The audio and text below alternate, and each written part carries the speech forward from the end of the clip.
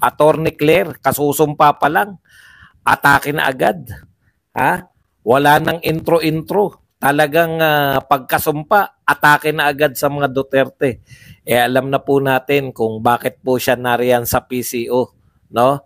Nariyan po siya para umatake talaga. Wala po kasing wala pong hindi na po fresh yung mga atake ni Gadon eh. Hindi na po effective si Gadon.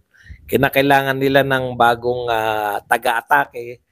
Yung medyo updated pa kasi si Gadon hindi na updated yung mga atake. Wala na rin bisa yung mga sila Chin Chanchu Bukbuk. Pati po sila Mike Abe. Wala na rin pong bisa yung mga young goons.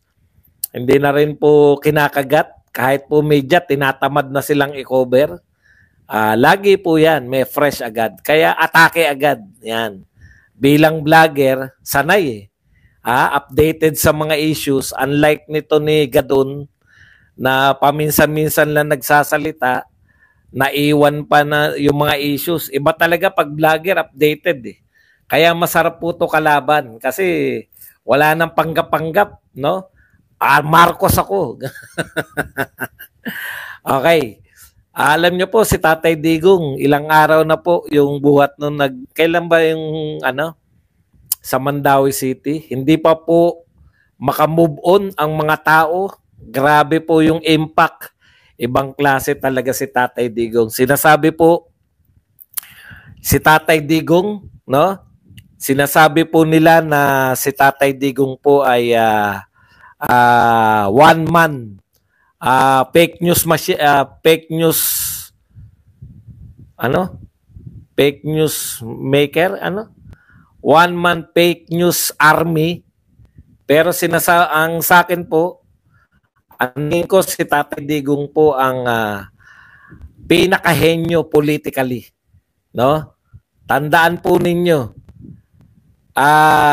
isang uugod-ugod, kumbaga kung i-describe mo siya na hindi mo kilala, naglalakad, ang daming umaalalay, pero once na ibuka yung bibig, grabe po, no? Talagang sapul na sapul sila lahat.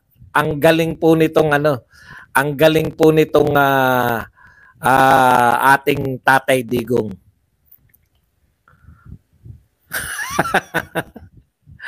Parang vlogger lang din. Kung maka-atake, parang vlogger lang din. Kaya po, lahat po nag-react. Bersamin, si Ortega, ng mga young guns. Hindi ko na po pinanood eh. Hinintay ko na lang kung ano sasabihin. Nakakainip na po yung mga young guns na yan. Yung una, medyo ka pa, pero ngayon wala na pong dating yung young guns na yan. No? Kaya po sila, lagi po silang ang problema po ng mga ni Marcos, kinakailangan lagi silang may mga fresh. Kasi na mga tao, nakakasawaan po ng tao eh.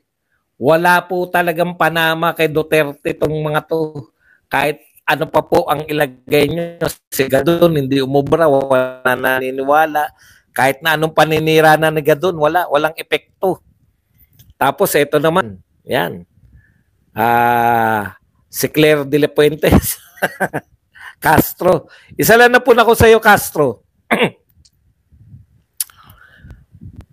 Bakit parang pareho kayo ng makeup artist ni Franz?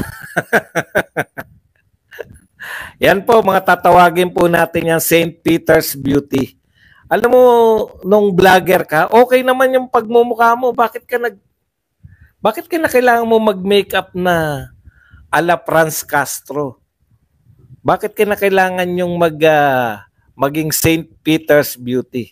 Okay, eto po, kapapasok lang, pati po si Quezon. Nakibanat na rin. Alam mo si Quezon Escudero, grabe, no? Tandaan mo, ikaw ay magiging judge, no? Tapos magpapakita ka na ikaw ay kalaban ng Duterte. Ano pa aasahan namin sa inyo? Okay, yan po mga pag-uusapan natin. Babanatan po natin, sasagutin po natin punto per punto lahat po ng binabanat nila sa mga Duterte. Gusto ko tong Claire Castro. Alam nyo kung bakit?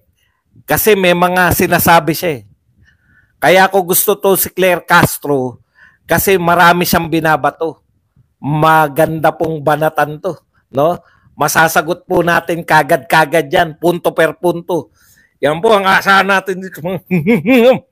Excited si Badong.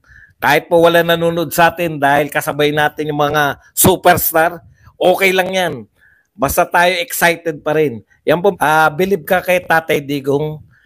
Si Tatay Digong po ang totoong henyo ng politika sa Pilipinas. Bakit po? Tingnan po ninyo. Wala po siyang bayarang media. Wala rin pong bayarang vlogger. Kung meron pong bayarang vlogger yan, kung nasan po siya, naroon kami dapat, di ba? Kami po, panay volunteer lahat. Volunteer lahat. Wala pong bayad si Tatay Digong. Talagang, kaya minsan, di kami nakakapunta sa mga... Sino bang may ayaw sa mga event ni Tatay Digong? Sinong vlogger yung ayaw pumunta sa event niya? Talagang wala lang po siyang wala lang po talaga siyang bayad sa mga vlogger. Wala din po siyang bayad sa media. Kita nyo, hindi kinocover yung Mandawi, hindi kinover yung Mandawi ng media. Wala ni isa. Malalaki print and broadcast media, wala pong nag-cover. Diyan po kay Tatay Digong. Diyan po sa Mandawi City. Ngayon po, kahit po wala siya, totoo yun eh. Kaya lang, negative lang nila eh. Negative lang nilang present si Tatay Digong. Pero ako naniniwala ako sa sinabi ni Bersamin. One man political army. Political genius si Tatay Digong. Grabe, ngayon lang po ako nakakita ng tao na ang kinakailangan lang ang kinakailangan niya lang, akayin siya sa stage, bigyan mo siya ng mikropono, at pag-uusapan na po ng ilang linggo lahat ng sasabihin niya ron. Kaya yung sinabi ni Tatay Digong, nung magsimula po itong lahat ng kampanya na to, na mananalo tayo, nakita ko na po na mananalo talaga tayo. Kasi ang pinunto lang doon ni Tatay Digong, 3 lang. No? Remida sa Gilmen.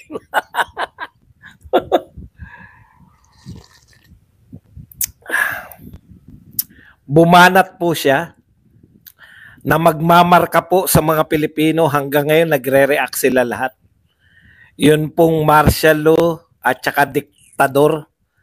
Patungo si Marcos sa kanyang tatay na pagiging diktador at papunta sa martial law.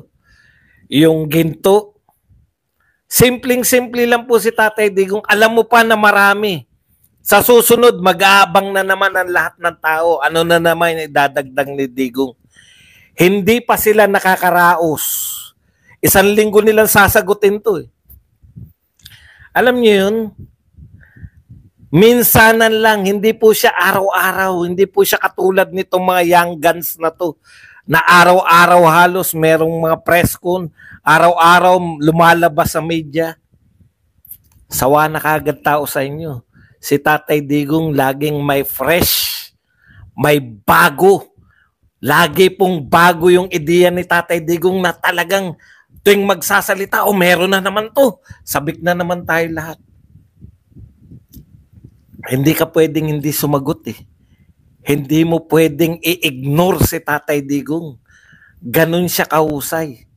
Ibig bang sabihin, nagbabayad si Tatay Digong ng mga media? Bakit lagi siya nasa limelight? Hindi po. In fact, hindi po siya kinocover ng media. Pero sa husay ni Tatay Digong, sumasagot yung mga naapektuhan sa media. Hindi po siya nawala-wala sa consciousness ng mga tao. Hindi po nawala si Tatay Digong. Ganun kagaling tong mama na to. Yun po, si Tatay Digong, kalkulado niya yan. Kalkulado niya rin na magre-react kayo lahat. Tama nga. Ang unang nag-react si Bersamin. At ang galing na sinabi ni Bersamin, i-minus nyo lang yung fake news dahil wala namang fake news eh. Di ba? Hindi mo pwedeng fake news Yung hula. Hinuhulaan ni Tatay Digong. Kung kayo magaling sa batas, hindi pwedeng ang hula ay fake news. Hula yun eh. Di ba? Hinulaan niya na bago magtapos si Bongbong Marcos,